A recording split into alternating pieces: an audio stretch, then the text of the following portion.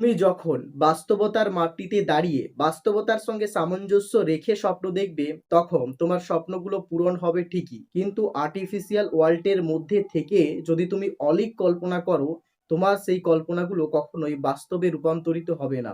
স্বপ্ন দেখতে হবে সবসময় বাস্তবতার সঙ্গে সামঞ্জস্য রেখে, বাস্তবতার মাটিতে দাঁড়িয়ে। আপনাকে এটুকু বুঝতে হবে যে আপনি যে স্বপ্নটা দেখছেন সেটা আদৌ পূরণ হবে কিনা, কারণ বাস্তবটা অনেক কঠিন। আপনার কল্পনার সঙ্গে বাস্তবতা কখনোই এক হয়ে মিশে যাবে না। বাস্তব বাস্তবের মতো আর স্বপ্ন স্বপ্নের মতো। স্বপ্নে আপনি অনেক কিছুই অর্জন করতে পারেন, কিন্তু সেই স্বপ্নকে বাস্তবের মাটিতে এনে ফেললে অনেকটাই ঠুনকো মনে হয়। স্বপ্ন আপনার যে কোনো সময় ভেঙে যেতে পারে, কিন্তু বাস্তবতার মাটিতে দাঁড়িয়ে যে স্বপ্ন আপনি দেখবেন, যে প্রতিজ্ঞা আপনি গ্রহণ করবেন, সেই প্রতিজ্ঞা সহজে ভেঙে যাবে না, কারণ আপনি বাস্তবতার মাটিতে দাঁড়িয়ে সেই প্রতিজ্ঞা গ্রহণ করছেন।